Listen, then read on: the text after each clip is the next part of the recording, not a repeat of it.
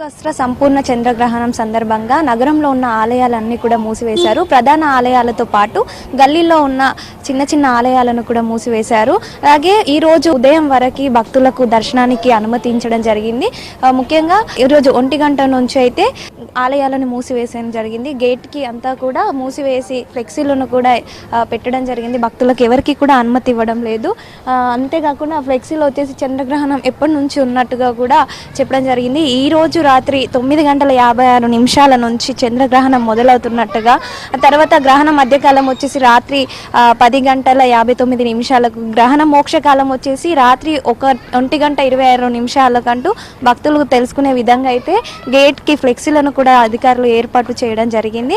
అలాగే ఈ రోజు నుంచి 1 గంట నుంచి అయితే ఆలయం మూసివేశారు. అంతేకాకుండా రేపు తిరిగి సోమవారం ఉదయం 6 గంటలకి ఆలయం తెరుచుకోనుంది. ఆలయాన్ని శుద్ధి చేసిన తర్వాత 9 గంటల సమయంలో భక్తులు దర్శనం చేసుకునే విధంగా అయితే అనుమతించడం జరుగుతున్నట్టుగా అయితే ఆలయ అధికారులు మనకు చెప్పడం జరుగుతుంది. మేము కుక్కడపల్లి నుంచి వచ్చినాము. చంద్రగ్రహణం ఉందని తెలియక వచ్చినాము. అమ్మవారి ఆశీర్వాదాన్ని తీసుకుందామని వచ్చాము. కాకపోతే గుడి క్లోజ్ ఉంది.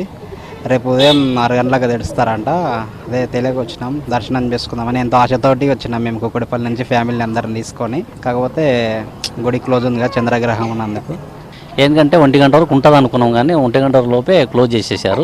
అందుకే రేపు మళ్ళీ మార్నింగ్ వచ్చి మేము అమ్మవారి దర్శనం చేసుకోవాలనుకుంటున్నాం. అంతేకాకుండా మన హిందూ ధర్మశాస్త్రం ప్రకారం సూర్యచంద్ర గ్రహణం పడినప్పుడు వాటి నుంచి, ఆ గ్రహణం నుంచి విడుదలయ్యే ప్రతికూల శక్తి ఆలయంలో ఉన్న విగ్రహాల మీద పడకుండా ఉండేందుకు, అలాగే ఆలయంలోకి నెగిటివ్ ఎనర్జీ రాకుండా ఉండేందుకు అయితే ఆలయాలను మూసివేయడం జరుగుతుంది. అలాగే ఆ గ్రహణం వీడిన తర్వాత వెంటనే ఆలయాలను తెరిచి శుద్ధి చేసిన తర్వాత భక్తులకు దర్శనానికి అయితే అనుమతిస్తారు.